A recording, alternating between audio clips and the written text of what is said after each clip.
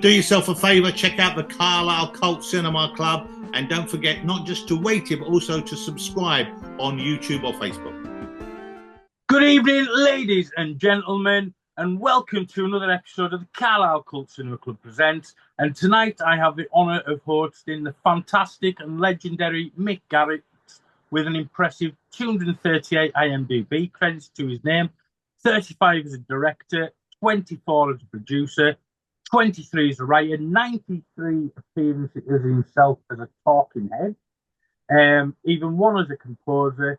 He's one of the most renowned horror directors out there and writers, a frequent collaborator with the great Stephen King.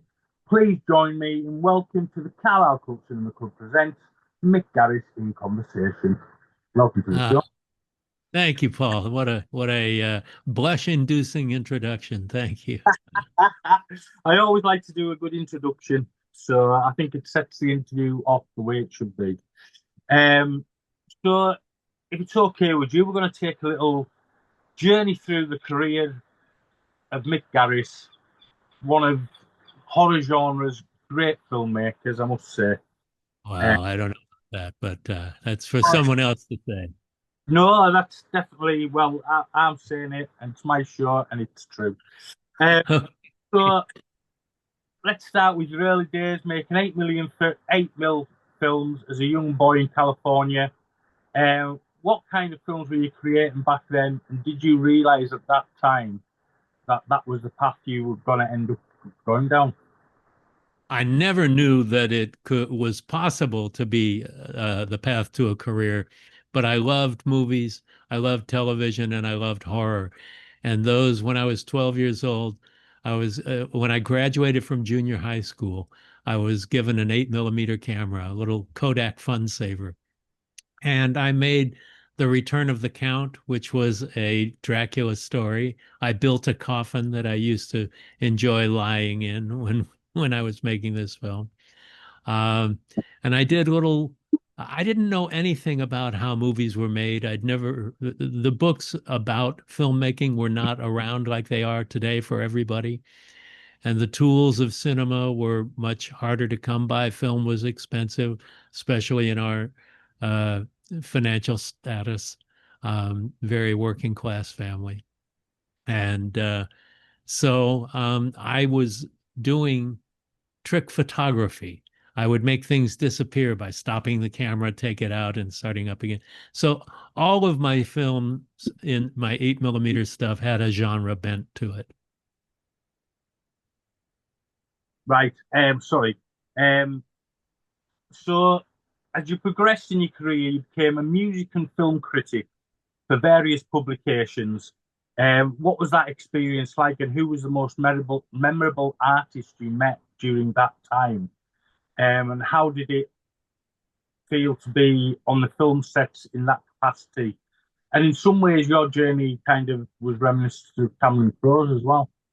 Yeah, Cameron Crowe and I knew each other. We were both in San Diego. He was 15 and I was 17, and he was writing for Rolling Stone and the San Diego Door. I was writing for the San Diego Door.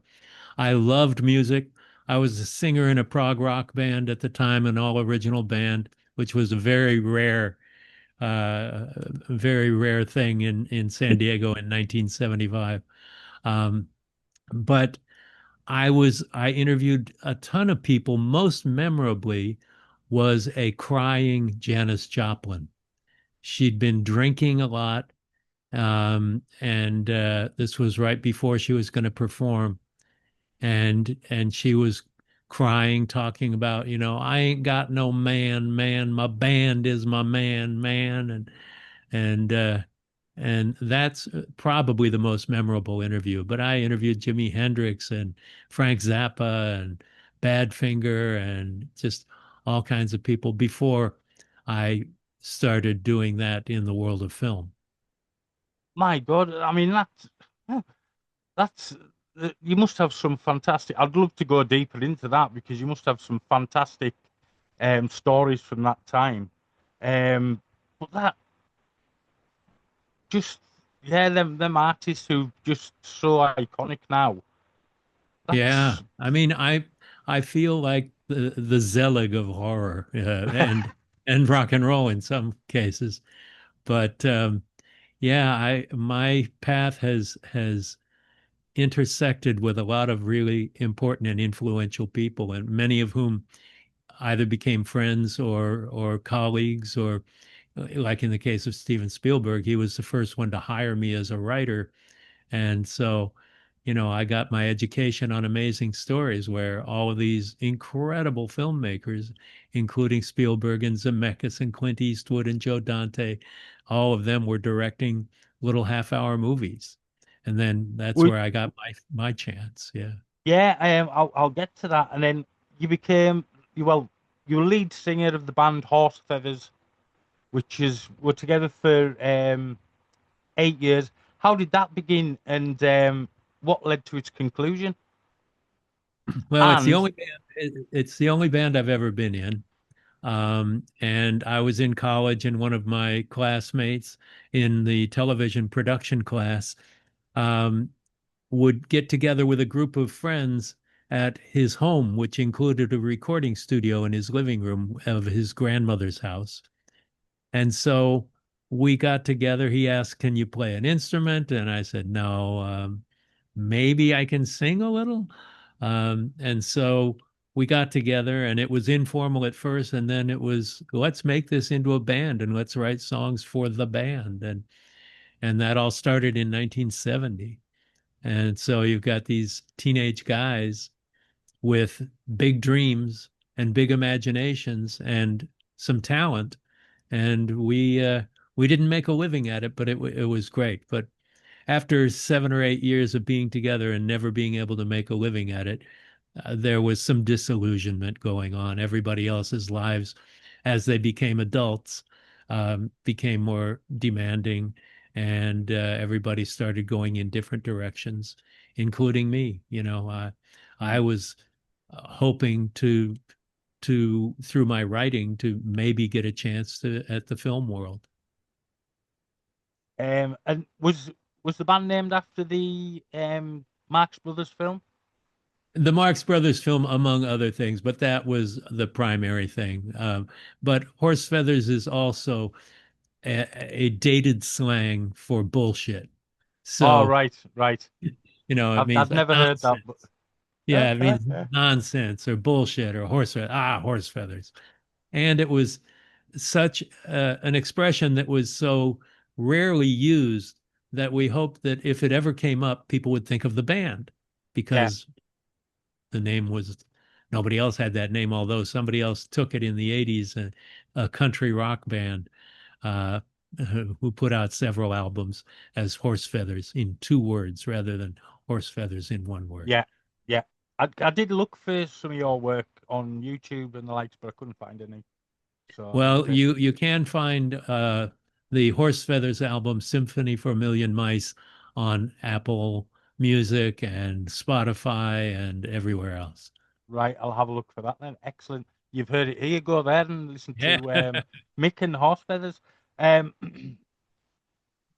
and look, you reunited just a few years ago, and you have recorded an album, haven't you?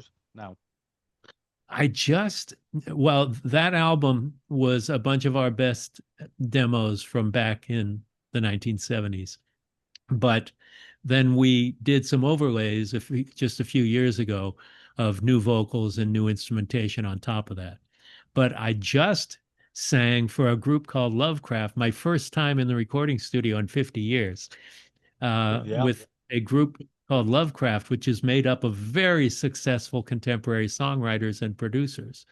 And that's their day job. Their night job is doing horror songs. And so they Nice. heard that I'd been in a band, and they asked me if I would sing lead in one of their songs. And I said, only if you know that if it's not good enough, you have my permission. It won't embarrass me. No hard feelings. But they apparently were very happy with it, and it'll be out next year. Oh, brilliant. I was in a band myself in the late noughties, sorry, late 90s, early 2000s, and we were all electro, and I was the Oh, what singer. did you? So you were a keyboard player? No, I was the singer, believe it or not. Oh, really? I Ah, was okay. I was young, slim, and had a very kind of Angel from Buffy look, Ah, well, okay. which Well, went down well. we got some duets to do here. That's it. That's it. That'd be brilliant. Not that I've sang for a long time, but yeah, thoroughly enjoyed it. I'll send you some links so you can give us a critique on it once we're done. Great. Um, and then after that, you ended up at Lucasfilm working with as a receptionist for Star Wars. That's right. I was the guy who answered the phone, Star Wars, may I help you? And then I would do things like operate R2D2 at the personal appearances, like on the Oscars that year when they got the award for sound editing.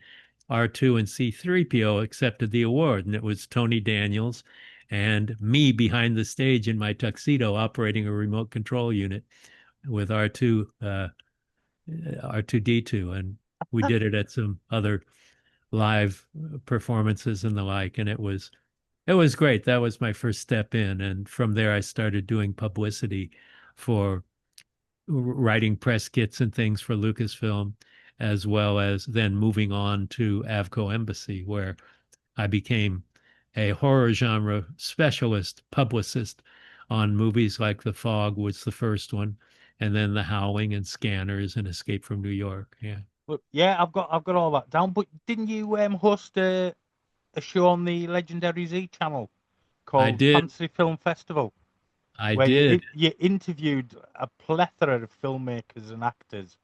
Who was your Yeah. favorite guest on there to chat with? Because you'll have, obviously some of them have become friends and went on because cameos in all your Yeah. films and Well, all of them were great, and it gave me my start as a genre on-camera interviewer, and it was kind of the roots of what ended up being the postmortem podcast. But it was great. I mean, I had Steven Spielberg on there, and it was uh, remarkable, and Christopher Lee, and John Carpenter, and John Landis, and Jamie Lee Curtis, and it was a really exciting time, and I was not made for television. I was very embarrassed. I was embarrassed to be like right now. I'm looking into the camera rather than looking at your image, and this makes me really uncomfortable. Looking at you on the screen like this is much better than looking into the lens where it looks like I'm looking at you. And I just look at found, me on the screen. You don't have to yeah, look into the lens if you don't want to. If it's, well, I just found but that my doing that interview show in front of a television camera, couple of television cameras, was just embarrassing. So fortunately, the focus of attention was on the guest, not on me. well, that's very true. As is with this show, You focus can on. see a lot of those. A lot of those interviews are available on the mickgarrisinterviews.com website. All right, I'll have a look at them then. Um, Yeah, I did as type well in. as the postmortem TV show. They're all posted up there. There we go. If you want more Mick Garris, you know where to go. More Um, than you'd ever want. oh, brilliant! I'll have to have a look at them. And I'm assuming that's where you became friends with the likes of John Landis and Steven Spielberg by Well, interviewing them. yeah, I mean, with Landis, I was doing Star Wars in the office next to his office where he was in pre-production for Animal House. And Right. so we became friendly that way, and then he became a guest on the show. It's how I met Spielberg. I wouldn't say we became friends there, but that's how he knew me when I was doing publicity on ET Yeah. and Poltergeist, and I was doing making ofs, and so that's where he discovered that I was a writer and gave me my first shot at being a paid screenwriter, which was something I could only have dreamed of before that. You just yeah. I mean, because you did do a lot of behind the scenes um, directing, Scanners, The Howling, Videodrome, The Thing. So how did that all come about with you? And obviously, it was your first kind of directing Yeah, credits it as was well. learning how to put together pieces of film and make a narrative out of something that didn't have a narrative. And it was a great education, and it all came about because I was cheaper than anybody else. I was doing the publicity, and they were paying like $90,000 for a press kit to be made, and I was doing it for $5,000. And it didn't go in my pocket. It was all to a cameraman, a sound man, and Yeah, whatever equipment rentals we had to do. So it showed me how to take command of a production, even though it was just three people, but figuring out, okay, this is what we want, this is what we need, this is what somebody's really excellent at talking about, you know, putting structure into something that didn't have a structure to begin yeah. with. So it definitely was my initial film school. And then my real film school was working on Amazing Stories, where I was able to visit the set and see all of these world-class filmmakers at work. Brilliant. I mean, your first credit for writing was Coming Soon, which was about a collection of trailers with a wraparound. Jamie Lee Curtis on hosting duties and directed by John Landis. They seemed to be a big thing back then where they'd put all these old trailers together. Well, this was the very first made-for-home video production directed by a major director. And it was Yeah, because I was doing publicity. I thought this would be great for Universal Studios, who had a history of horror movies, and they had these genre films coming out. So I asked Landis if he would do it. I wrote the script, then he rewrote the script. So we both wrote the script. I had been Jamie Lee Curtis's publicist, and so I asked her if she would host it, and she was happy to host it. And that's how she met John Landis, which led to her great, hilarious comedic acting role in Trading Places. which, yeah, it is such a great film. And I screened that a couple of Christmases ago as well, Trading Places, because we do It's screenings so as well. great. Yeah, So it great. is so funny and still holds up, I think, to this Yes. day. And as I said, you've done the behind the scenes stories on Scanners. I'm currently writing an article on Scanners. Have you got any stories Any about? dirt? Well, not any dirt, just any stories I can basically use for me in my article. Well, there are a couple of things that are not widely known. One of them was the casting of Stephen Lack. Um, the studio, Avco Embassy, was very disappointed with his performance, and the producer Pierre David. And so they wanted to hire a new actor to revoice him. Right. The film had already been shot, and they certainly couldn't afford to reshoot it with another actor who was in Hmm. almost every scene. And so Cronenberg didn't want somebody else to revoice it, but every line in of Stephen Lack's in the movie has been revoiced and relooped to try to improve the performance. So they revoiced every single line of the movie that he did. And let's see. The other thing was there was a special effect that was intended to end the movie, and it just didn't work. There was going to Right. be the end of the world, and they were going to explode the planet. And David said, if please give me this money so that we can have this battle between Stephen Lack and Michael Ironside. That climax is so huge, and it was not in the original script, but it was Right. something additional that Cronenberg came up with that was just brilliant. So there's a couple of things that you might not have known before. Well, they're certainly going in the article. Thank you for those, and I'll be crediting them to Mick Garris. And that I think that's I've got to be in by September with that, so there's still a time left. And that's for We Belong Dead. They're doing a Cronenberg special. Excellent. So I've got picked to do Scanners, which I'm happy about. Um, and I've got to say, and I've got to ask, sorry, you were an associate producer on the wonderfully chaotic Cheeseball Presents. Oh yeah. Um, I watched it on YouTube, and it was just like, were What they the all fuck? complete? Yeah, was everybody completely stoned? I think it was made for stoners. Well, it was made by um, my friend Alfred Soul, who had written and directed Alice, Sweet Alice, and Great film. you know, We got his very communion. yes, Communion, really great film, really talented guy, and he knew the members of the Groundlings, like Paul Rubens, Pee Wee Herman, Cassandra Peterson, Elvira, all these people who came out of the Groundlings, and he wanted to put together a comedy special. And I put him in touch with somebody who was in charge of Universal's cable television wing. And so I put them together, and that's how I got an associate producer credit. I didn't have much creative involvement in it, but I'm good at putting people together who work well together. It is chaotic.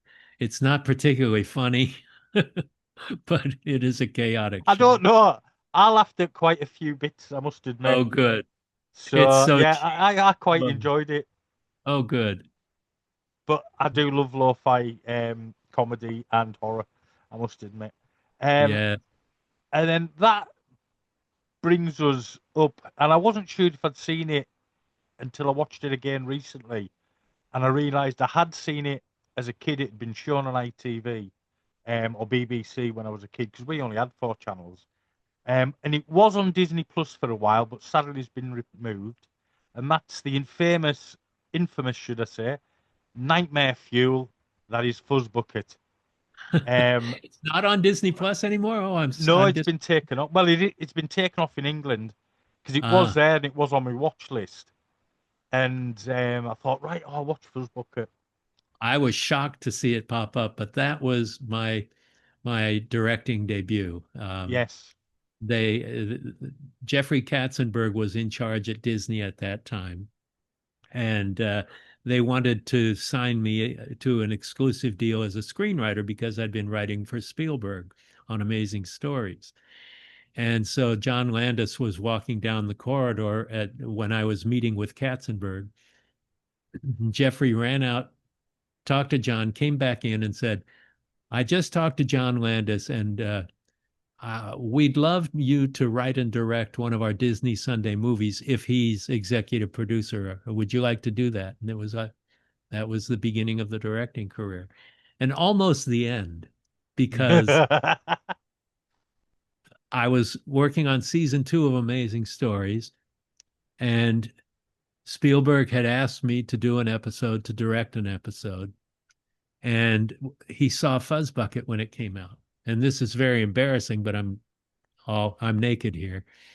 Um, he said, if I had seen that, I would not have asked you to do the episode that you directed for Amazing Stories. However, when he did see the episode for Amazing Stories, that scared the shit out of me.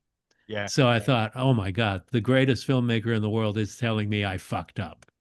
And I wouldn't have said you'd fucked up at all. I in would not have his said head, that. I'd fucked up. So what I did was sit down with the storyboard artist, and we worked out every shot of the whole episode of Amazing Stories. And when I screened it for him, he could not have been more. I've got a note from him on the wall in my office here, just saying what a great job it was, and it's going to give me a terrific future in the business, and blah blah blah. So I made up for it. Yes. Well, we're getting to Amazing Stories.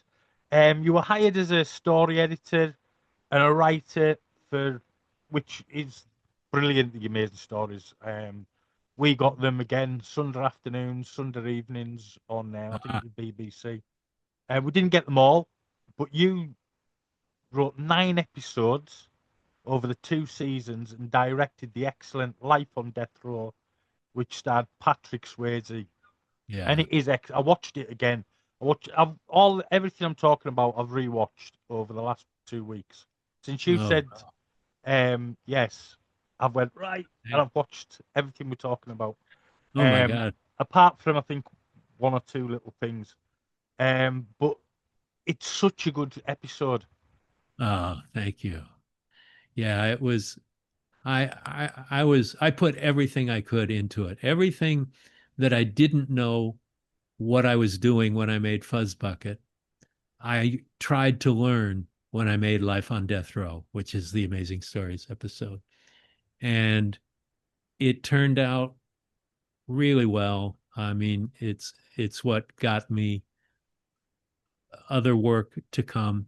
And it was parked in the back of Stephen King's head when he did The Green Mile. He I didn't was going to remember. mention there's Yeah. similarities to the two. Well, after that movie, Spielberg said to me, "We've got a lawsuit against Frank Darabont and Warner Brothers because of, they stole my story." And I said, "Well, Stephen, it was my story." I because he wrote most of the stories, and then other people wrote the screenplays, but that was one story that I came up with. Yeah. Um, and secondly, well, then I started working with King after that, and I said, "Do you remember this episode of Amazing Stories?"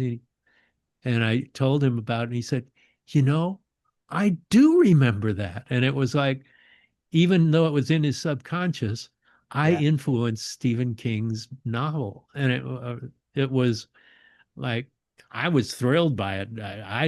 Other people took it in the wrong way. I think it was to me it was an acknowledgement that I'd come up with something that influenced one of the greatest writers of our time. Which it certainly is. He also directed an episode of Freddy's Nightmares called Killer Instinct, which Yeah, again rewatched it just yesterday. I'm Um, sorry. no, I really enjoyed Freddy's Nightmares. I'm a horror geek and I enjoyed these things. And it's got such a great cast with Yeah, Lori Petty and yeah. Yvette Nightmare were really great in it, and I had a good time with it. Gil Adler was a friend, and he hired me for that, and then for Tales from the Crypt.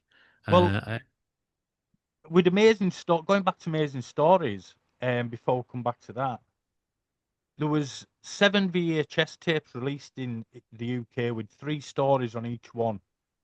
There was only one tape that didn't have a story from you on. ah, So interesting. out of all the tapes that had a story from you on it, bar one Wow, of the that's films. that's incredible. Yeah, because I wrote or co-wrote 9 or 10 of them. Yeah, And then, of course, in the UK, you had the feature film version as well, the we three did. stories with Mummy Daddy and Yeah. Go to the Head of the Class and The Mission. Yeah. Go to the Head of the Class is an excellent story with Christopher Lloyd in it. Yeah, that was another story that I came up with that my friend Tommy McLaughlin and I co-wrote. Tommy is another very talented guy I'd love to speak to as well one Wonderful day. guy. Yeah. Yeah, he seems it. And I say it's one I'd love to speak to someday. But yeah, Freddy's Nightmare. Sorry for but it just popped into my head, and it's like you've got to get these things out. So how No did the worries. whole Freddy's Nightmares thing come about then? Well, I had finally become a working director on Amazing Stories, and I was working for Steven Spielberg. So I was getting lots of offers to write movies, not so many to direct because I still had not done a feature film yet as a Yeah, director. But there were opportunities that came up that I didn't have before. And like I said, Gil Adler was a friend of mine, and he was one of the producers on Freddy's Nightmares. And now he had a reason to say to his partners, let's hire Mick because he's working for Steven Spielberg. And then I did that, and that's how I met Bob Shea. Well, actually, no. Critters 2 came before Freddy's Nightmares because I did the episode and cast Bob Shea, the head of New Line Pictures, as a preacher at a funeral. And as a thank you for letting me do my first feature film, Critters 2. and um, and you also obviously before we get to Critters 2, batteries not included. You Yeah. wrote that, which is a wonderful little story. Now I didn't realize it was going to be originally written for Amazing Stories. and Yeah. Spielberg thought it would be great as a film. Um, I'll tell you, there which was a choice of two different stories that um, it originally was called Gramps and Grammy and Company, and it was Steven's idea. And then he said, I think this could be a film. I'd like you to write it, but I've got two projects that I want to make, and you choose which one you want to write. One of them was Gramps and Grammy and Company, which became Batteries Not Included. And another one was called Ghost Kid, which did not get made by Spielberg, but years later became Ghost Dad, starring Bill Cosby. oh So yes, that very I made terrible the right movie. choice. I made the right choice. You definitely did, because Ghost Dad is a terrible, terrible film, Oh, and I have oh. seen it when it came out. And is it true that Child's Play had to change its name because it was initially going to be called Batteries Not Included? Oh, maybe. I don't know. I don't All know. right, it was said because of Batteries Not Included was getting written at the same time. I'll have to ask Tom Holland. There we go. That I've seen that on the internet, so we don't know if that's true or not. Interesting. And then you made your directorial cinematic debut with Critters 2, the main course, which you co-wrote with the now very well-known David Twohy. I think that's how you say his name. Tui. Yeah. Twohy. Um, Years before he created Pitch Black and the Riddick character. Now, how hard was that to come up with a sequel for Critters? Because Critters had been a big hit. Critters was a big independent hit. Mm. So not if a studio had put it out and it made that money, it would be considered a flop. But it was a movie that cost $2 million Yeah. dollars and it grossed 10 million. So that was very successful. Um, Doing the sequel, everything, of course, you want it to be bigger and better and yet deliver everything you'd wanted before. But the original Critters had kind of a Spielberg feel to it. So I Yeah. think what Bob Shea wanted was someone who had worked with Spielberg, who could bring a touch of that Spielberg magic that it would rub off on the movie.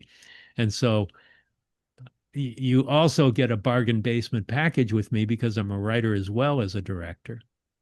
And I directed the episode of Amazing Stories. So I had directed for Steven Spielberg. So that also gave me more credibility. But it was really difficult. Everything difficult about making movies, animals, kids, special effects, miniatures, all of that stuff. And it was outside in the coldest winter in 100 years in Southern California for the nude scene with poor Roxanne Kernahan, where she's walking through the fields naked, was not easy for her at 28 degrees Fahrenheit. No. Um, anyway, everything about it was difficult, but everything about it was fun. And to this day, it's the only comedy that I've made. And it is funny, and it's got some fantastic special effects. That Yeah. massive ball of critters Yeah, the was, Critter Ball, the Kyoto yeah. I Brothers. mean, which they're great at anything they do as well. I mean, I'm a massive critters fan, and I've had my own critters made for us. I've got a 2 foot Uh, tall one, which its uh, eyes glow up, and that yeah, one of my friends, Andy I Hargreaves, have a made. couple of the original critters here rotting in my office and some other memorabilia. Yeah. It's got to be done, man. It's got to be done. And you voiced the Krites. I did a couple of them. And was it because the person you were going to get was too expensive, so you just basically. Not really. You always get a loop group for post production. After the film has been made and edited and put together, you get a group of actors on a sound stage filling in crowd sounds or background voices and things like that. Because if you have an extra, if they speak in the movie, then they get paid Yeah. Screen Actors Guild wages, which is a lot of money. So you just get a small group of actors called a loop group. And I always am in those loop group sessions, and I like to do the voices too. And I got my Screen Actors Guild card by doing cartoon voices for the Pink Panther cartoon series. So I am a Yeah, living this is cartoon. this is where we learn and stuff all the time about Mick's career. It's fantastic. I'm loving it. Um, and then obviously after Critters 2, The Fly 2 comes along, which was my first 18 rated film in the UK. I went to see it on the cinema. Ah, I was 14 at the time. No, 13. oh, oh, you Yeah, sneaked in. yeah, but I was tall. I was 6 foot something by that Oh my time. God. I've ended up 6'4". Not that Oh most my. people, not that most people can tell because I'm in a wheelchair. Yeah, Um, we're all sitting down here. we're all sitting down. That's it. But yeah, and it was produced by, which not many people will know, produced by Mel Brooks. Yeah. Yeah. Who is a wonderful man, very knowledgeable, incredibly intelligent, mostly very serious. But it was one of the big thrills of my career was meeting with Mel for a couple of times and being invited to the cast and crew screening of Spaceballs, where Oh that's where man, he, yeah, it's where he met my wife. I was working on Fly 2 at the time, and Mel and his wife Anne Bancroft were there. And I introduced Mel. This is my wife, Cynthia. This is your wife? You did good. She's beautiful. So Cynthia loves Mel Brooks. I can imagine. Oh, that's brilliant. I do. I'm a Mel Brooks fan as well. I like my Oh, comedies he's and I like great. my horror. He's a But no, sweetheart. yeah. And I mean, you were involved in the story and the script, and it went through a lot of changes. From what I've read, was it written with Eric Stoltz in mind for the No, role? I never write with an actor in mind unless Right, there's an actor already attached. So I had no idea. And once I left, basically I left The Fly 2 because I got an offer to direct Critters 2.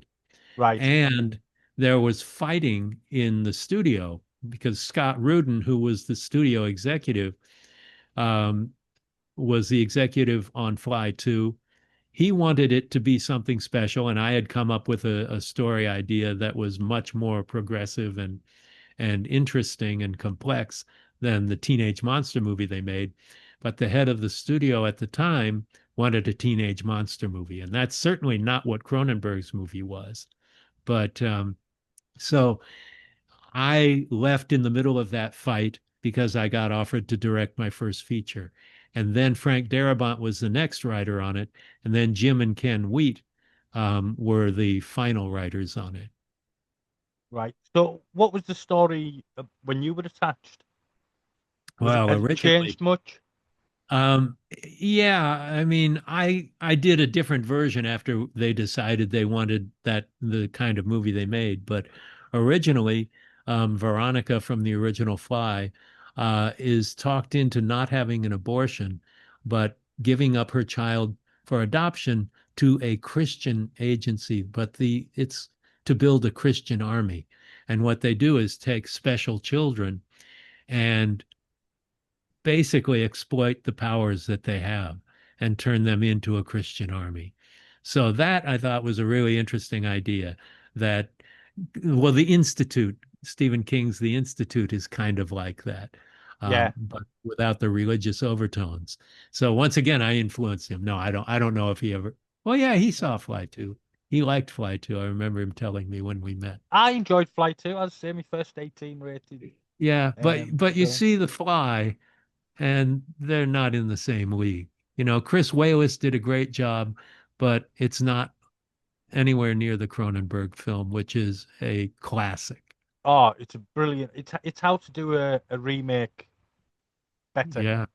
Yeah, it's so much better. I mean, it's one of the great monster movies and one of the great love stories ever put on Mm. film. Yeah, it is. It's absolutely excellent.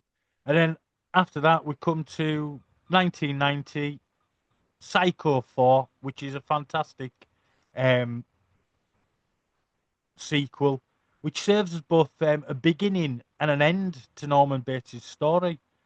How did that come to fruition? Well, that was a great experience and a very trying experience. But they were going to make the movie for pay TV for Showtime, Mm. which was kind of a smaller HBO. And it's still around and still a much smaller HBO. Um, but they had already had the script written by Joe Stefano, who'd written the original Psycho script and was not involved in Psycho 2 or 3. And in fact, everybody involved decided to ignore Psycho 2 and 3 and only make references to the first Psycho. Yeah. So um, John Landis had recommended me to the head of this division of Universal called MTE that made stuff for cable TV, non-network TV. And so he arranged a lunch with Tony Perkins where we went over the script and all of that because he had director approval and he approved me. And so that came together very quickly after that. And then when we got into casting and Olivia Hussey, everybody just fell in love with her and thought she would be amazing. And she was. She brings so much depth to it. And Perkins, of course, nobody else. Bud Cort maybe played him, but and Vince Vaughn, but there's only Yeah, one Norman Bates. Yeah. there is. You're true there. I mean, and Henry Thomas, obviously, E.T. Yeah, Henry was played great, and we've the. worked together a couple of times since. I was going to say you do like to use the same actors.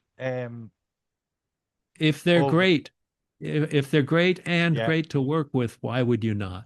Yeah. exactly.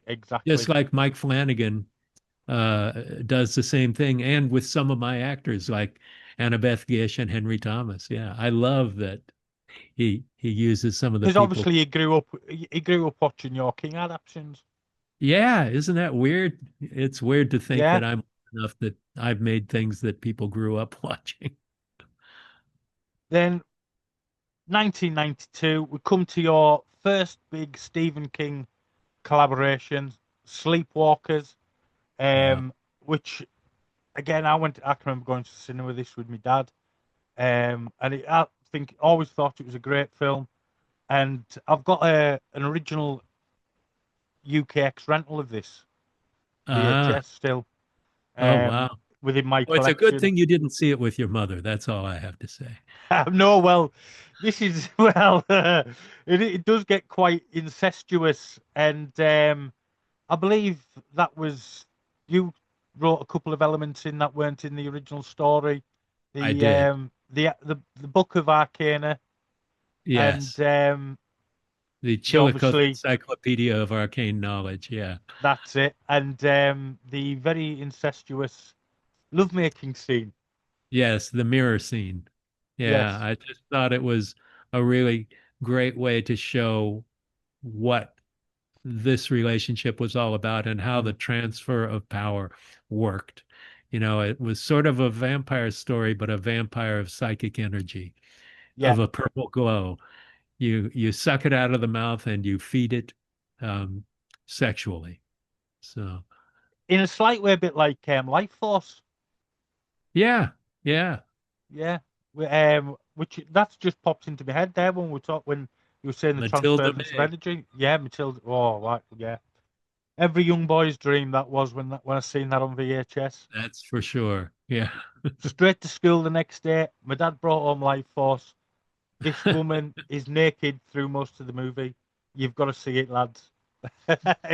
Let's just say they all came back to school not long after saying, yes, we agree. Um, but how was your first collaboration with Stephen? How was that meeting of minds, so to speak, which is, it's gone on for 30 odd years now. Well, it was fantastic. I mean, I had a meeting with the studio and they saw that how much I knew and loved the work of Stephen King. They'd known about my work with Steven Spielberg, and I was at a place where people were offering me things, a lot of things, and often those times in your career where that happens, if it happens, they're usually very short. And I've been lucky enough to still be doing it or after these decades, but I didn't ever meet him until we shot the cameo, but we talked on the phone a lot. And we got along great. You know, he's a few years older than me, but we still have a lot of the same cultural touchstones, Yeah. the comic books, the Twilight Zones, the Outer Limits, the Roger Corman movies, all of those things that we went and saw and did in the theaters and all of that. And we were both raised by single mothers in very working class lives. Um, so we had a lot in common, but our love of monster movies was what drove it originally. And he was only around for 2 hours that we shot the cameo with him and Toby Hooper and Clive Barker. But he had a great time. And then I took the film when it was finished to New York to a screening room there to show it to him. And it was just me, him, and Tabby, in this screening room called the Magno Screening Room in New York City. And he was hooting and hollering and laughing and talking to the screen. He had the best time. And I thought, Oh, that's great. I don't care how this movie does in the box office, but this has made my life. That was great. And I think it's just had its 4K release, hasn't it, recently? Yeah, well, I don't know Is if it it's had a 4K? 4K. I don't think Or a it's just 4K, had a no, it's a fancy, special edition, yeah, it's Blu-ray. new special, yeah. Yeah, and they did a great job with it at Scream Factory. They Um, always do. and it looks better than the movie looked. It was retimed better. The DP I had, Rodney Charters, was really good, but there were some issues that I had with it that, working through the lab did not turn out the way I had hoped. And now a lot of those issues were corrected, color timing and things like that. And Yeah. it looks sensational on the Blu-ray. So go and get the Sleepwalkers Blu-ray Scream There you Factory. go. You can get it from all the normal places, I'm sure. And make sure that if you're in England, make sure your Blu-ray player can play American That's Region right. A stuff. I always make sure all my stuff can play American stuff all Yeah, across I the have a board. multi-region player, so It's got to be done. And then you created the very underrated She-Wolf of London, which we had on, I think, Sky TV showed, screened it, went over here. And that's yeah. where I saw it. Yeah, So, Tommy McLaughlin. It was the same division of Universal that made Psycho 4, MTE, and they asked if we could come up with a series based on one of their library of titles, and so She Wolf of London was great.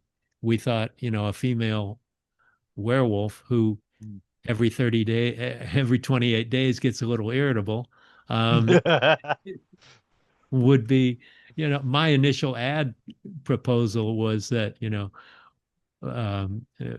when it's her time of the month, watch out. But they never used that. Um, but but I asked Tommy McLaughlin if he wanted to do that with me, and we wrote the pilot together. And I only stayed on for the pilot stage. He stayed right. on. They also made They Came from Outer Space was another TV show they made at the same time. They were trying to create a new network like Fox did afterwards. Right. Yeah, yeah. And it was not successful. They never got it up and running. So it went into syndication. But yeah, we did the pilot in England. I was there for a few days.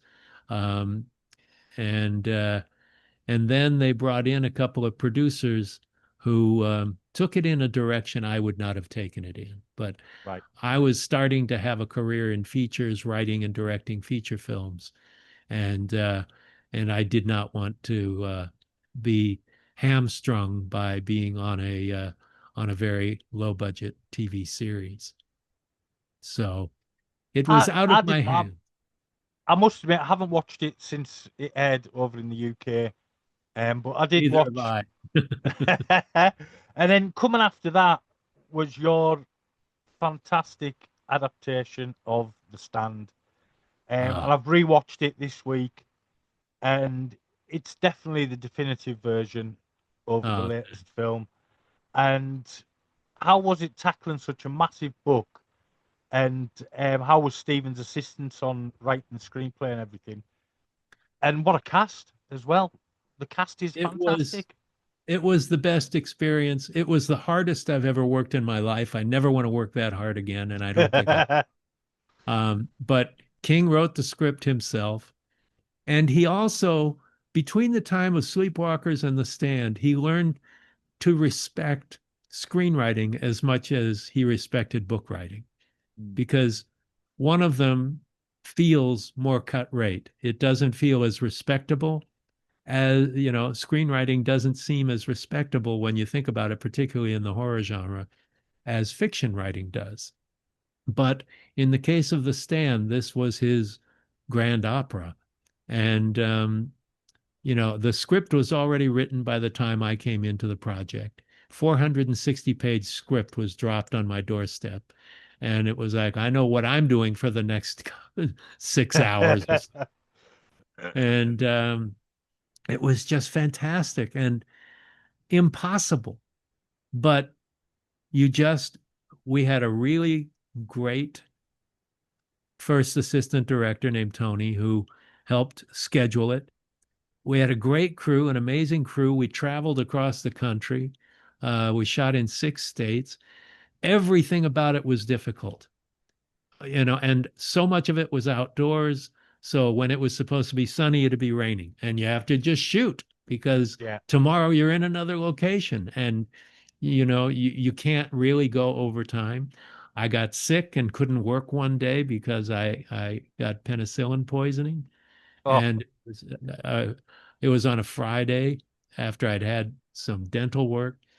And I said to Gary Sinise, would you direct today? And he said, this crew has been working their asses off so hard and so long. Take a sick day and let them recover. so so I said, okay, that sounds good. We'll do it. And then we made it up. But we still shot for 100 days, 5 days a week for the first 13 weeks, and then 6 days a week for the last 7. Um, and it was so challenging. The casting was an amazing process, really wonderful people. And, you know, horror was not respected by network television. They no, had not done back it then. before and it was really successful, but nobody the network wasn't proud of it. They were proud of the ratings. And so with this, we went in there and they said, don't worry about cast. Stephen King is our star. And then once we started going, they go, well, we'd like some names in this. And people started hearing about it. Rob Lowe is a big Stephen King fan. He came to us wanting to be in it. And then Lynn Kressel, our casting director, did an amazing job bringing names into the project and actors known and unknown that have many of them are still my friends. Matt And Frewer I've worked with time and time I was again. going to say, Matt Frewer is always brilliant in everything he's in. He is. He'll always be Max Headroom to me, mind you, but Yes. he's just superb in everything. The whole cast is just, they're on their A game. There's not one person, sometimes you can see in a film or a TV show, there's one or two actors just aren't giving it their all, but Yeah. everybody is giving it everything. And Well, it felt it's, like a lifetime commitment because, as I always say, there was no light at the end of the tunnel. We couldn't even see the tunnel. oh, brilliant. And then after that, well, around the same time, you directed a great episode of Tales from the Crypt, Whirlpool, with Rita Rudner in it. Yes.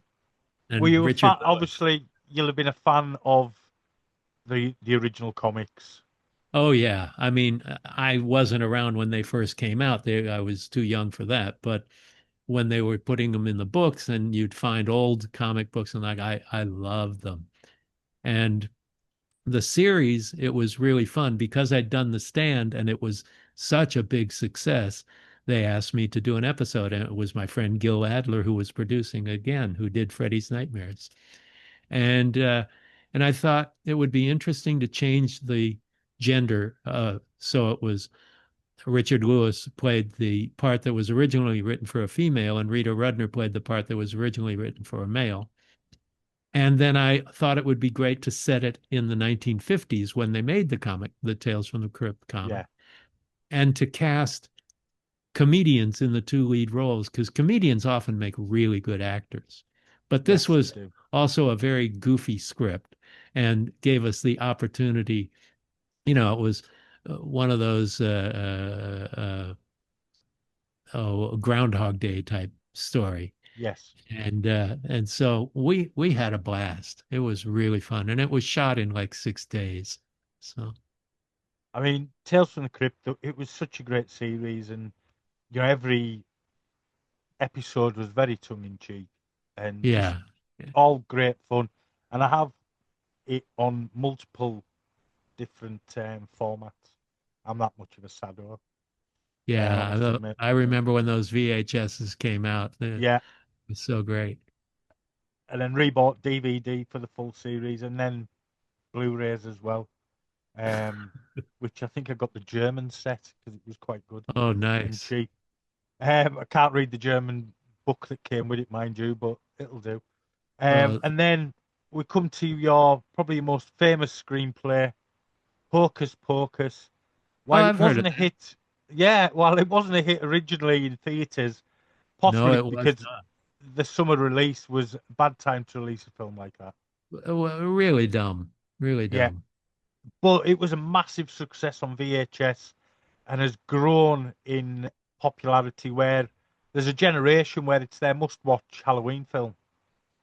It is so weird to be a part of something that has become a cultural phenomenon. It's more Yeah, popular now than ever.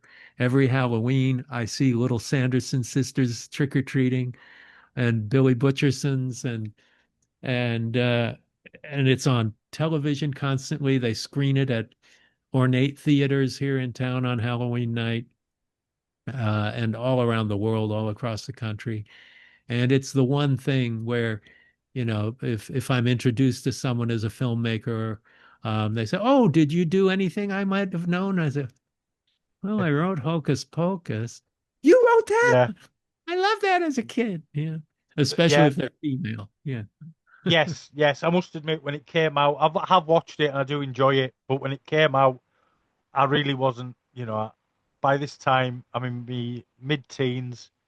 It's the 90s, and women and drink are more important than yeah, films. Going to see films, but I did catch it on VHS and thoroughly enjoyed it. yeah. And I've watched it a couple of times, and I've introduced it to my young daughter as well, and she quite likes Ah, it. nice, nice. Yeah, Yeah, especially with the sequel that came out. I actually wrote the original script 8 years before they shot the movie. Well, I've got that written down here that it was, it'd been knocking around Hollywood for a little while and nobody was interested. And then, Yeah, well, it was. I wrote it for Disney, so it wasn't that it went from studio to studio. It was always at Disney, and there was always somebody working on it. 11 other writers worked on it after me, but they basically went back to what I had written. And the main change they made was I'd written it to be 12-year-olds, and they rewrote it to be 16-year-olds, which right. was commercially obviously a very good idea. Um, but to me, Halloween, which you don't celebrate the way we do in the States, is really an important turning point in your life when you're 12 years old. When you're Mm. 16, you're basically stealing the 12-year-old kids' candy, But but they made a choice that has obviously paid off in the long, long, long run. Yeah. I mean, Halloween now over here is not as big as it is in the States, but it's quite a big thing. The kids go around looking for candy. When I was Yeah. a kid, Halloween in the early 80s, there was no candy and it wasn't trick or treat. You were just dressed with a bin bag as Dracula, Yeah. as I was, and I've got photos of me dressed as Dracula. I had a cape made out of a nurse's cape. My mother made it, and we got money when we went Wow. Halloween, and we got cash. Oh, that's nice. Yeah, yeah. So Better for same your one. teeth. Well, yeah, well, way better for your teeth. But yeah, when we went Halloween in the 70s and 80s, it was cash you got. No, So that's a big difference. Now they all get candy, and it is a bit more Americanized over here. yeah. I, We get all I've seen that a lot of the world has adopted the American approach to Halloween. yeah, yeah, which is fine, which is great because I always wanted that as a kid, but we never had it. As I say, most kids were dressed up as witches with a bin bag, Uh, as their capes and things like that, black bin liner. Um, but yeah, and did you have some involvement with the Mummy redo with Brendan Fraser as well? I I read had somewhere. I was working on the Mummy. I did two different versions, neither of which ever got made. Right, Version I did originally, George Romero started, and he'd written a script, and he got offered another movie. And so they brought me in as a replacement to rewrite and direct. Romero's other movie never got made. The head of the Universal Studios, Sid Sheinberg, was basically let go, but they gave him a producing job there. And they said, here's the list of movies we've got coming up. You choose what you want to take. He chose The Mummy. Then they decided, because Raiders of the Lost Ark was so big, to do Raiders of the Lost Mummy. And they turned The Mummy into an action adventure film that had nothing to do with the script that George or I had written. right. Then later, the same producers came to us, uh, Clive Barker and I. And Clive Barker had a wildly original story idea. And then he was originally going to direct it. Then I wrote it. And then he decided he didn't want to direct it. And so I became the director of another movie that never got made. So, but it was very odd. And it's like, do you think there's any chance the studio is going to make this movie? I don't think so. But I they think there never, was. I think Clive Barker did get a Mummy film made. I think there was one, but I'm not sure. not the Mummy. No, not the Mummy, but I think it was called Talos or something like that. I might be wrong there. My brain might be just going through horror films and thinking, was that? But We yeah, all are. Yeah. yeah, yeah, true. And then you also co-wrote Ghosts for Michael Jackson. What was it like working with the King of Pop for the second time, having been a zombie on Thriller? Yeah, it was great. But you know, you work with Michael Jackson, you're working on a clock painted by Salvador Dali. Yes, Um, I was the director on the project for 2 weeks. Well, for more than that, all the prep time together, and we shot for 2 weeks, and that's when the first scandal broke, and Michael disappeared. We didn't know where he was, and it turned out he was on his way to Thailand um, to avoid all the legal issues that were hounding him at the time. And I've got to say, my experiences with Michael were all very professional, very positive, and he couldn't have been sweeter or more generous. So I had nothing but personally, I do not believe any of the allegations. I am a big fan. yeah, I don't know what's true. If the allegations are true, it's horrible. And Yeah, it's not the Michael I knew. If the allegations are not true, it's also horrible because of the grief it caused so many people. yes, So very either true as way, well. there's no winning position on there. No, no, you're right. You're right. Um, then we've got to talk about your next Stephen King collaboration, the quirky and excellent anthology, Quicksilver Highway, with Christopher Lee as Aaron Quicksilver. And that's when I wrote, I noticed that you've worked with a lot of the same actors. So on my Yeah. list of questions now, we've already answered that one. But yeah, I've always liked Quicksilver Highway. Um, Thanks. I've got the It was original kind extra of rental VHS again and the DVD that's it available. was kind of a palate cleanser. We had worked really hard. So The Shining was made first, although it came out. Well, they Right. came out within a couple of weeks of each other. That's the next question about The Yeah. Shining, but there we go. So we had just done The Shining, and it was on location, and it was so much fun. We had a great crew and cast, and everybody was so great that I got an opportunity that originally was going to be a pilot for a series, and I changed it into an anthology and wanted the pilot to be an anthology series, Yeah, much like we did later on with Masters of Horror. But so I got a story from Stephen King first, and we did Chattery Teeth. And then they wanted to turn it into a movie, a TV movie, rather than a 1 hour pilot. yeah. And so I said, let me get a story from Clive Barker as well. So we had Stephen King, Clive Barker, and Mick. And so um, I basically had pretty There's much, always Mick in the middle somewhere. usually between the 800-pound gorillas, I'm the 50-pound chimp. But um, I had pretty much free reign. The producers and the network were not used to the Fox network never really made movies. They made No. series. Um, and so I had free reign. I did whatever I wanted with the scripts. I wrote the scripts. And then in directing it and casting and everything, we just got a great bunch of people. And it was a recreational horror film. It's nothing deep, it's nothing too serious. Um, and it's just a lot of fun, and it shows Yeah, the fun that we had making it. Just like I say, a recreational horror movie. and it is great fun. Um, Great cast as well.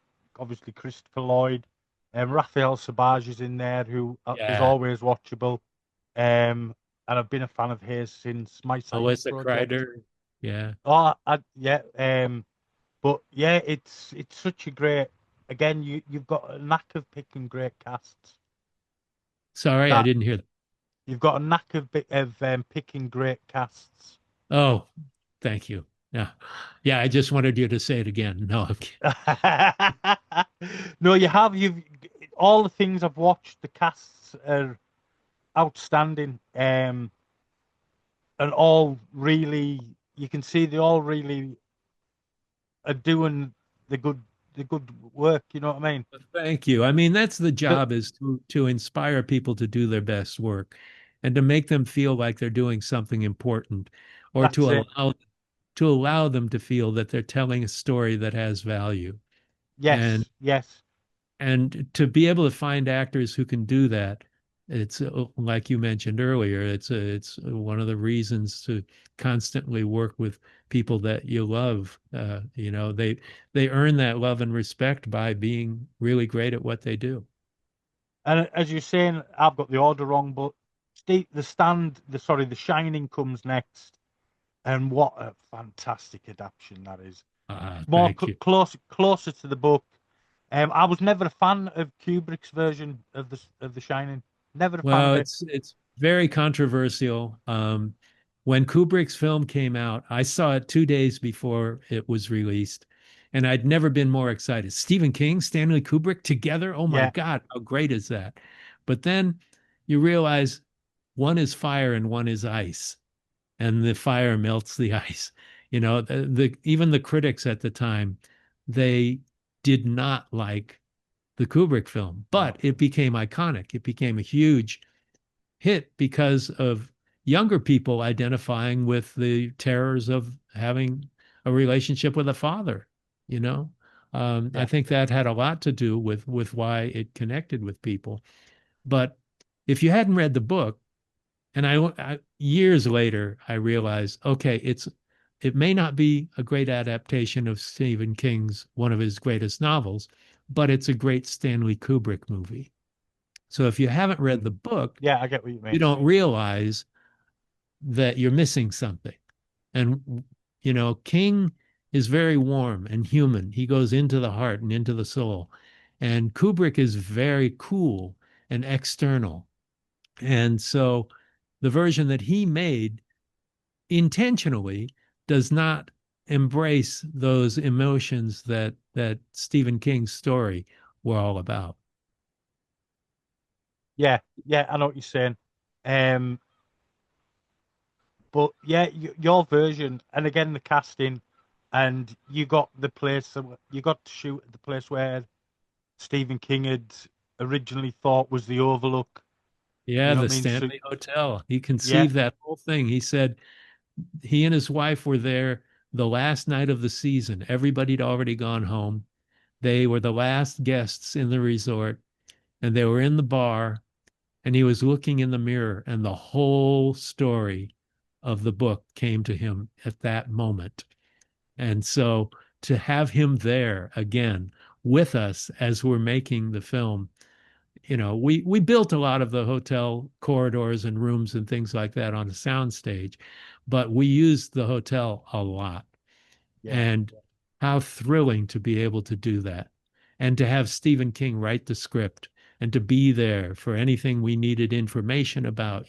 If an actor wanted to ask why their character does something, there's Stephen King right there.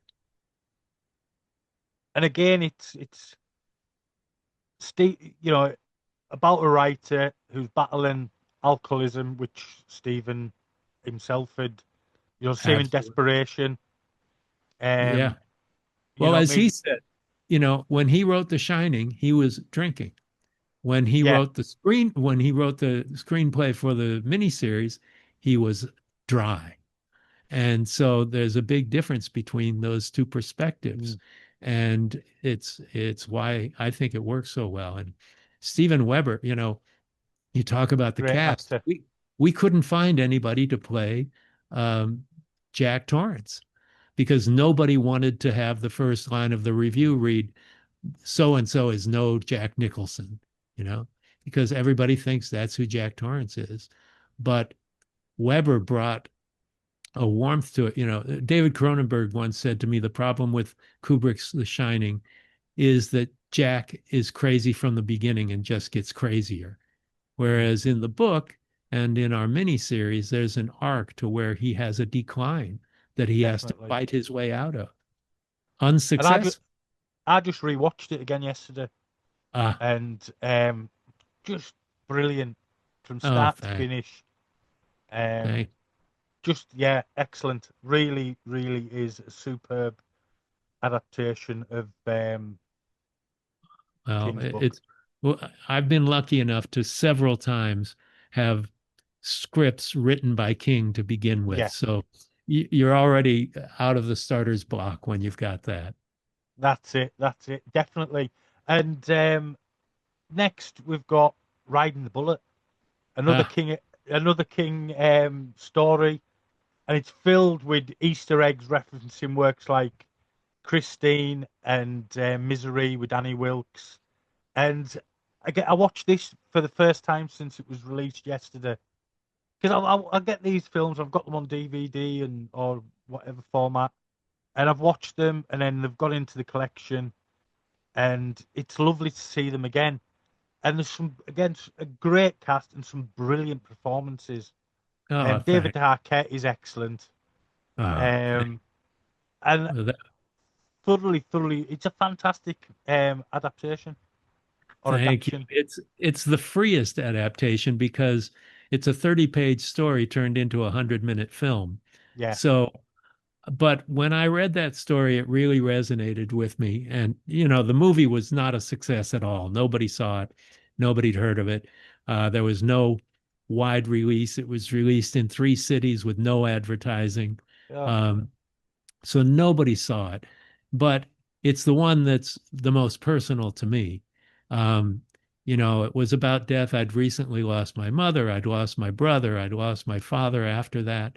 Um, and the idea of making that Sophie's choice was so potent to me. And I said it, the story was written in 1999. I said it in 1969 because that was a year that our society had a big choice to make and not necessarily a good one. And it had its own Sophie's choice. And I love the idea of doing a period movie from a period that I was in high school in 1969. And so I'm so used to seeing 60s stuff that's so crappy and not at all like it was. and wanting to do something honest to that. But once again, getting Matt Frewer, Jonathan Jackson, I think is fantastic Yes. as young Alan. Um, Barbara Hershey, what a treat to work with her. I mean, it's a very personal movie that means a lot to me, and there's a lot of it that's from my life. Um, After my mother was raising four kids on her own, she had a lunch truck that we would eat out of, and just like in the movie. So there are a bunch of scenes that are right out of my life. Oh, that's brilliant. I'm pleased I brought that up now then. Because I really enjoyed it. Again, watching it Thank. just this afternoon. I watched it. Oh, thanks. No, yeah, finished watching The Shining this morning with the last part, then straight into Riding the Bullet. Um, and you mentioned the soundtracks I've noticed in all your films and TV shows are just brilliant. You get what the film needs with the Oh, songs you drop. thank you. It's less so these days because they're so expensive. Yeah, But up through The Shining, Riding the Bullet, that was about the end of the era where you could afford to get whatever yes, songs you wanted. You yeah. know? So we just made it on Riding the Bullet because that was a very low budget picture. And it's got some, as I say, it's got some crackers. Then came Desperation, Yeah. another superb from King. Um, Feature again the cast in that: Ron Perlman, Steven Weber. You know, it's Henry just Thomas and Henry Thomas back as well. Matt Frewer. yeah. It is just fantastic. Now I've never read Desperation. I had read Riding the Bullet story. I've not read Desperation, but I thoroughly, and this was a first time watch as well, Oh, good. and I thoroughly enjoyed it. It was excellent. It Oh, was thank. over 2 hours. It's over 2 hours long, and it doesn't feel like that because you're that engrossed Oh, in the good. story. Good. Yeah. I mean, at the same time, there were two books that came out. Was Desperation and The Regulators by Richard Bachman. So they were packaged together as two books, and the character names are the same in both the books, but they're not the Right, same people. right. And so it was very interesting. Another Stephen King experiment, which he's successful enough to be able to do experiments like that, and they This work is it. out. But he had originally written the script for a feature film, and we were never able to get the feature film off the ground. And we finally managed to do, the producer Mark Sennett and I managed to get it together as a 3 hour. It was broadcast as a 3 hour TV movie, Yeah, which means it's about 2 hours and 10 or 15. yeah. And it doesn't feel like that at all. It's really really good. And I'd say I Thank, hadn't seen it before until this afternoon because I've what we've talked about. I've kind of watched it in order, yeah, rewatched again. Um, Apart from, and I could bring up the writer struggling with alcoholism again because there's a writer in that as well yeah. who's I Well, feel is very Stephen much based on Stephen. King is a recovering alcoholic, Yeah, and it's an important theme in some of his stories. And the fact that he has been a dry alcoholic for decades since before we met is a real testament to his strength. yeah, definitely, definitely, especially when he's writing about it as well. It must be quite cathartic, I suppose, in a way. I would think so. Yeah. Yeah. Um, and then brings us to the critically acclaimed anthology series, Masters of Horror, Ah, which you gather some of the greatest horror writers and directors to create 24 episodes, and they're all brilliant. And oh, I've got the fancy DVD sets. I bought them when they came out. oh, do you have the Um, plastic skull and the yeah, mausoleum? yes, Ah, that's them. awesome. Um, they're down in my storage bay where all my discs are at the moment. Yeah, I got Um, in Germany, they put out a plastic um, gravestone with all 26 episodes in it oh, nice. on Blu-ray. and it's fantastic. Oh, I might It's have to look to see if I can find that. Because I wouldn't mind them on Blu-ray. I'm a sucker for double dipping. I am. If I like something, I like it. well, So how something did that? like that. Yeah. Oh, definitely. Um, I've bought some great Blu-ray box sets. I got a Face of Death that came with the front cover of the VHS. You know, the man in the electric chair thing. And it's a bust of him, and the Oh Blu-ray God. fits behind it. But yeah, I bought some weird and wonderful things. Um, how did that happen? Of course, you directed a couple of episodes yourself as well. Yeah, it was. I put together a series of dinners that we jokingly call ourselves the Masters of Horror dinners. I know about these dinners, and I think they're fabulous.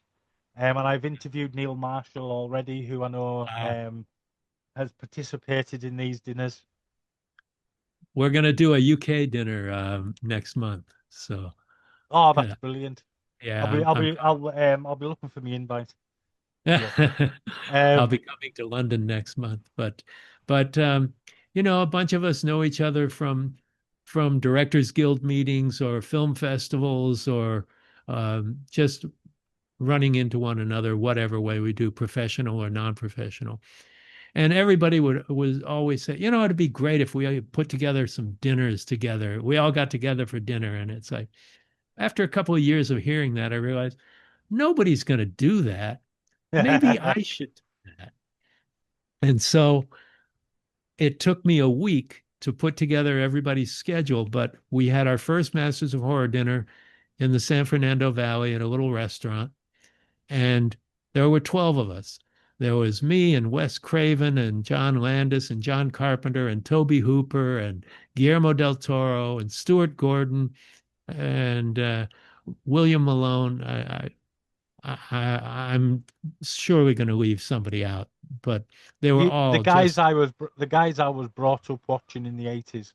yeah, yeah. They were so great, and we tried to get contemporary people as well. But this was just to have dinner. There was Yeah. no other reason behind it, but to have a social thing. It took me a week to put it together. Everybody had such a good time. It took an hour to put the next one together, making phone calls. And that was a couple months later. And then every few months, we'd put one together and there'd be more and more people attending each one because, there weren't any rules. It wasn't my dinner. It was just, do you know anybody who makes horror films? And it's without their partners because the last one we did, there were 43 people who showed up. It was the first one we'd done in 6 years. We just did it a couple of months ago, and there were 43. But the first one was 12. The last one we did 6 years ago, which was in honor of our late great friend Toby Hooper, there were 35. So if you had 35 filmmakers and their partners, suddenly you're up to 70. And it's Yeah. like, well, so, but it was really, really fun. And at one of the dinners, it was like, wouldn't it be great if we were all in control of our own material, if we could make what we wanted? And I said, I'm going to do something with that. And I put together the format and the idea and how to do it. And we went out and pitched it. We pitched it to three different companies. All three wanted to do it, but Anchor Bay was the first. And they said, how much and when can we start? And we were in pre-production immediately after the pitch. So Because that's how that, Anchor Bay released some fantastic horror films. they were great people. We had Yeah. nothing but good experiences with John Hyde and everybody else who worked for the company. And we had no interference at all. The Miike one, there was no interference except Showtime just wouldn't show it. So Right. we made it, and we didn't break any of the rules that they'd laid down for us. There were like 5 rules. I don't even remember them all, but none of them were broken. It was just so fucking intense that but they couldn't do it.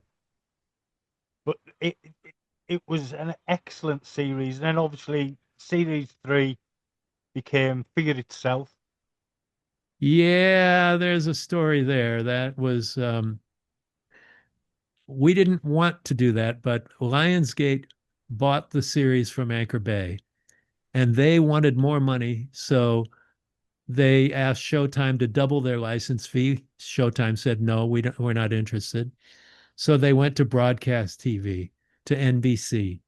And I said, I can't do this. The whole point is all of the directors get free reign. Yeah. They can do whatever they want. There's no censorship, no commercials. And then Stuart Gordon said, look, they did Twilight Zone, they did Outer Limits. And I said, yeah, but that wasn't the philosophy of the show. But they talked me into staying. My managers basically screwed me on it. They Ah, became producers on it as well. And there was a writers' strike coming up, a Writers Guild strike. I'm a member in proud standing of the Writers Guild, and there was no way I could work during the strike as a writer on that show. And yeah. they said, no, we'll bring in non-union staff from Canada to do the writing, and you just give them your notes. And so, no, I'm not going to do that. So basically, they pulled it away. They kidnapped my baby and raped it. Um, Ah, so it became something that I'm not proud of. I didn't have anything to do with after the first 13 scripts were written. All of them were rewritten. Everybody on board did what they did without my input, and so it was very heartbreaking. But the good news was they only broadcast, I think, 3 or 4 of them before it got canceled because nobody was watching. oh well, that teaches them, bastards. Yeah. And in amongst all of that, you've directed numerous episodes for TV shows like Pretty Little Liars and Once Upon a Time. How was it working under them different? I didn't want to do it at first, but then once I started doing a handful of episodics, I had the best time. I loved it. The machine is already in motion. The cast and crew Yes, know what they're doing. You're working with all these young actors and actresses. You're working with all of the technology that's available to you. On Once Upon a Time, I had a scene where it's just the actors and a couple of tables and things. All of the backgrounds, there's an outdoor scene where there's cliffs and there's trees and clouds and there's everything they're standing on is created digitally. And it was fantastic. yeah. And one of the most emotional scenes I've ever done was also in Once Upon a Time, where Robert Carlisle um, and he plays the Beast. Rumpels. I thought Yeah, he was Rumpelstiltskin. yeah, he Yeah, plays Rumple. And Emily, who played Beauty, um, she dies in the episode that I directed, the first one that I right. did. And that takes place over time because he doesn't age, she does. And it's one of the most emotional scenes I've ever been able to direct. Everybody was crying in the crew and the cast. And tears are welling up in my eyes as we're doing this. And the scene plays so beautifully. When we finished shooting the scene, Robert Carlisle went to the producers and said, if you touch 1 second of this scene, I'm quitting the show. So, Brilliant. what a great experience on somebody else's TV show, a Disney show And about fairy tales. you mentioned crying there, and I cried at the end of The Shining. Yeah, Just when I was watching it this morning, and the bit with where his dad pops up yeah, right at the end, and yeah. I was watching Well, it, I just felt myself crying. I'm like, what? I don't believe I'm crying to The Shining. I did too, and I'll tell you why.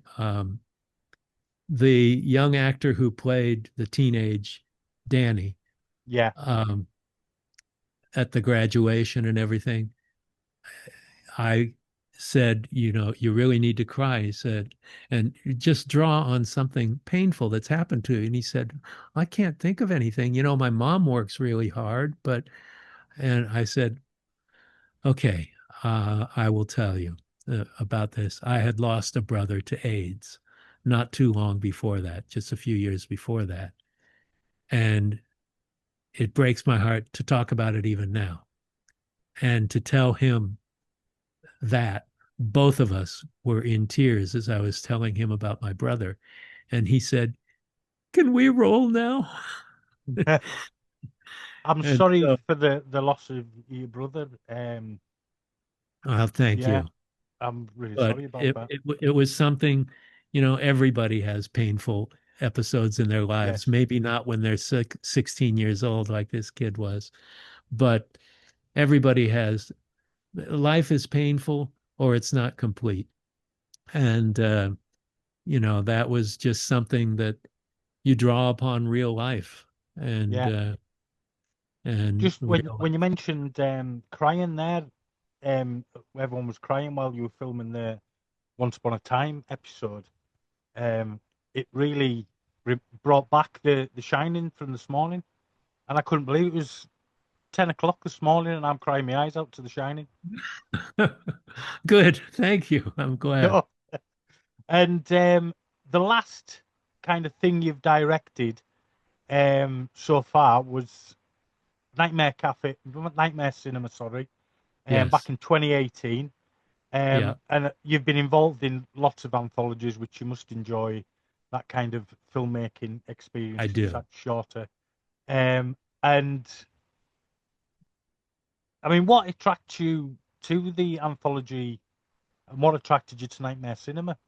Well, in my college days, in my 20s, in my 30s, in my 40s, I never got television. I never got series television. I love the idea of a new story every week with a new cast and new situation, new style, all of Yeah, that. So Masters of Horror was the dream project for me. What I wanted to follow it up with was an international version where each of the stories was shot in a different country by a filmmaker from that country. yeah, And it was an idea that everybody thought was too expensive, too impractical. How do you do it? You could do it. We shot two of the episodes of Masters of Horror in Japan, and yeah, I know how you can make that work. So that originally was going to be called Ghost World, and each of um, no, Ghost World is a movie that already exists. Anyway, something like that. Spirit World, and each of them would be a ghost story from a different country. So we were never able to get that going. Nightmare Cinema was originally conceived to be a series of feature films, maybe every year or twice a year. There'd be Nightmare Cinema presents a film by so and so. yeah. And so that was too ambitious. So my ambition gets in the way sometimes. But I wanted the idea of doing a series of movies to come together. So we did Nightmare Cinema. I found producers, and it's the lowest budget by far that I've ever worked on, but people wanted to do it. And I got Yeah. international filmmakers. I got a British filmmaker. I got a Japanese filmmaker. I got a Cuban filmmaker, and then two token Americans with me and Joe Dante. Um, and so it was like Masters of Horror. We don't have much money, we don't have much time, but we have freedom. And so Yeah. we put it together, and it never got a really good release. It was well received, but never financially successful. But it allowed us to tell stories that we all wanted to tell. And you know, Dead is something that I'd been wanting to make for a long time, as first as an episode of Masters of Horror, then as a feature film, and then finally as one of the Nightmare Cinemas. And because obviously Mickey Rooney. Now that's all I can think of is Mickey Rooney. It's Mickey Rourke. Mickey Rourke. That's it. All I could think of Yeah. now was Mickey Rooney was just swimming around my head. Yeah, I don't blame you. Um, It's close. yeah, Mickey Rourke as the Mickey projection. Rourke is great in it. Yeah, the projectionist, and it is again. I watched that again. Literally, it finished an hour before we came on air. Oh my gosh. And you also had something to do with Tales of Halloween as well, didn't you? Just had a cameo appearance. Right. Yeah. Right, because that is another great anthology. I know when speaking to Neil Marshall, he said that was done on a shoestring budget. Absolutely. Very much the way we did ours. Yeah. Yeah, and it is great. In But fact, according, Mike Mendez, who did my favorite episode of Tales of Halloween, was the editor on Nightmare Cinema. and I've got him coming on the show. He's great. He's great. You'll Oh, love it. excellent. Yeah, I'm Yeah. looking forward to interviewing Mike. I was supposed to interview him last year, but I became ill, so I've had to put Good guy. Good few guy. things back and forward. But I'm looking forward to chat to him.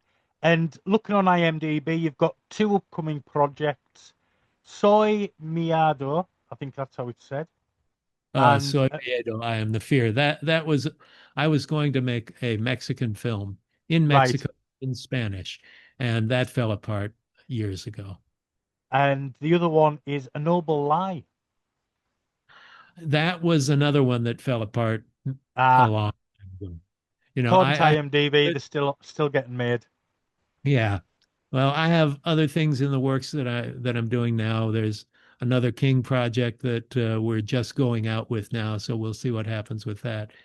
And then my book Salome is it's not a horror story, but it's a Hollywood desert noir murder mystery. Right.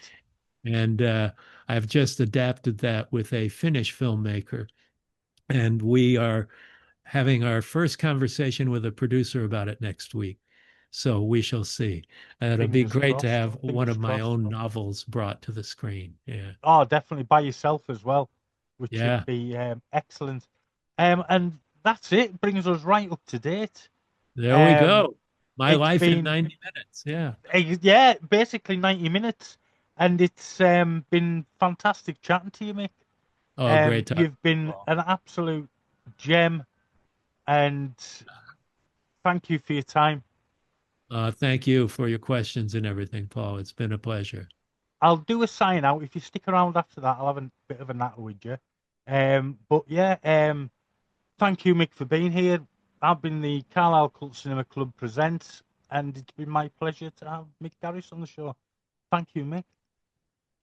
Pleasure. You're welcome, Paul. Anytime. Hi, I'm Ryan Kruger. I'm the director of Fry Barry in Street Trash. This is Barry. You also may know him as 2-Bit in Street Trash. You're watching the Carlisle Cult Cinema Club. Subscribe and like Facebook social media pages.